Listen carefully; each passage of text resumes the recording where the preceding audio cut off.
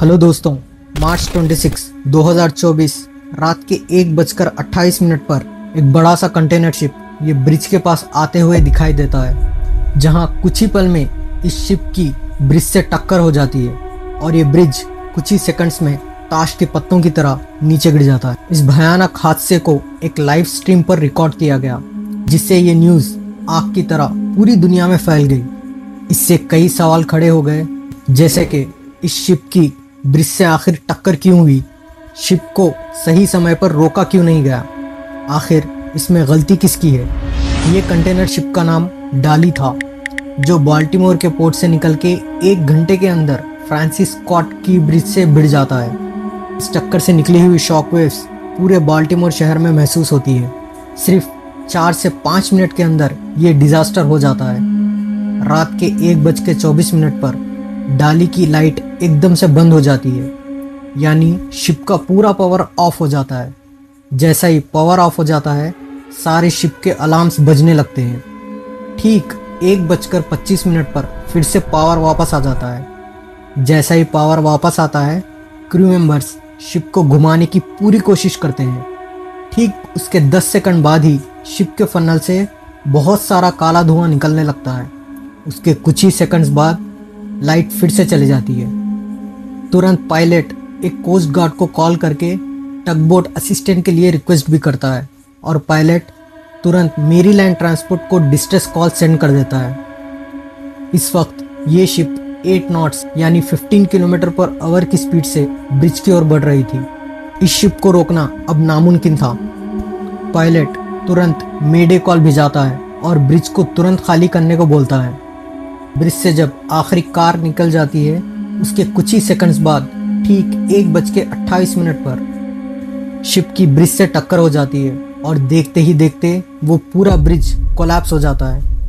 Bridge की टक्कर होने से ठीक 1 मिनट पहले ब्रिज की अथॉरिटी को डिस्ट्रेस कॉल पहुंच जाता है, जिसकी वजह से वो लोग ब्रिज को ठीक समय पर क्लोज कर देते हैं, जिससे कई जानें बच जाती है। इस घटना के वक्त 8 कंस्ट्रक्शन वर्कर्स ब्रिज पर काम कर रहे थे। उनमें से 2 लोगों को तुरंत रेस्क्यू कर लिया जाता है, जिनमें से एक को चोट आने की वजह से मैरीलैंड के हॉस्पिटल को भिजा दिया जाता है। बाकी के 6 लोग 50 फीट ऊंचे ब्रिज से पानी में गिर के लापता हो जाते हैं। अब यहाँ एक बड़ा सवाल ये भी था कि इसको सही समय पर रोका क्यों नहीं गया। डाली को ह्यूंडई हेवी इंडस्ट्रीज ने 2015 में साउथ कोरिया में बनाया गया। एक्सीडेंट के वक्त ये मेर्स्क के 4700 कंटेनर्स को ले जा रही थी। इस शिप में टोटल 21 क्रू मेंबर्स और 2 पायलट्स थे। इससे पहले भी जून 2023 में इसमें कुछ माइनर इश्यूज पाए गए थे, जो कि बाद में रिपेयर कर दिए गए। एक्सपर्ट्स के हिसाब से अगर एंकर को डाल दिया गया था तो शिप रुकी क्यों नहीं। शिप ना रुकने का एक बड़ा रीज़न उसकी स्पीड और बड़ा साइज था। शिप की स्पीड उस वक्त 8 नॉट्स पर चल रही थी और उसको रोकने के लिए कम से कम 1 किलोमीटर की दूरी ज़रूरी थी। और एक्सपर्ट्स का ये भी कहना था कि पायलट्स ने वो सब कुछ किया जो उनको करना था। इवन जल्दी मेडे कॉल भिजाने की वजह से कई जानें बचाई गई। रही बात ब्रिज की, तो ये ब्रिज इतनी आसानी से क्यों गिर गया। ये आइकॉनिक फ्रांसिस स्कॉट ब्रिज को 1977 में बनाया गया, जिसको बनाने में 60 मिलियन का खर्चा आया। ये दुनिया का तीसरा सबसे लंबा कंटिन्यूअस रनिंग ब्रिज था। एक्सपर्ट्स के हिसाब से इस ब्रिज के नीचे के कंक्रीट इतने समय से धीरे धीरे कमज़ोर हो रहे थे, मगर एक स्ट्रक्चरल इंजीनियर के हिसाब से ये ब्रिज के क्वालिटी स्टैंडर्ड्स बहुत अच्छे थे। इसके गिरने का सबसे बड़ा कारण इसका डिज़ाइन था। ये ब्रिज को बिना कोई केबल के बनाया गया, जहाँ पर ब्रिज का मेन हिस्सा सिर्फ 2 बड़े पिलर्स पर ठहरा हुआ था। जैसा ही शिप ने एक पिलर को टक्कर मारी, पूरा लोड दूसरे पिलर पर आ गया और सारा ब्रिज एकदम से गिर गया।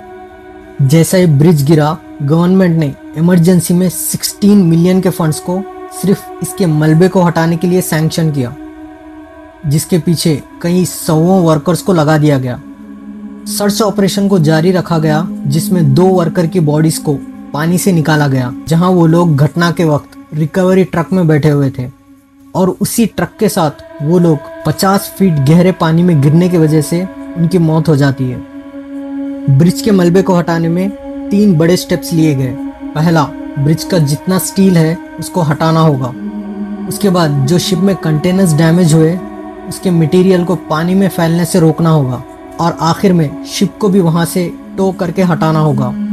ये एक्सीडेंट की वजह से बाल्टीमोर के पोर्ट के 10 मिलियन टन के कार्गो डिलीवरी को आने वाले कई हफ्तों के लिए रोक दिया गया। ये ब्रिज से हर रोज 30,000 से ज़्यादा गाड़ियों का आना जाना था। रूट को डाइवर्ट कर दिया गया, जिसकी वजह से उन रोड्स पे भी हेवी ट्रैफिक जाम देखा गया। एक्सपर्ट्स के हिसाब से ब्रिज के मलबे को हटाने में और फिर से पोर्ट ऑपरेशन को शुरू करने में 1 साल से ज़्यादा लग सकता है। और इस पूरे एक्सीडेंट में $4 बिलियन का नुकसान हो गया, यानी इंडिया के 400 करोड़।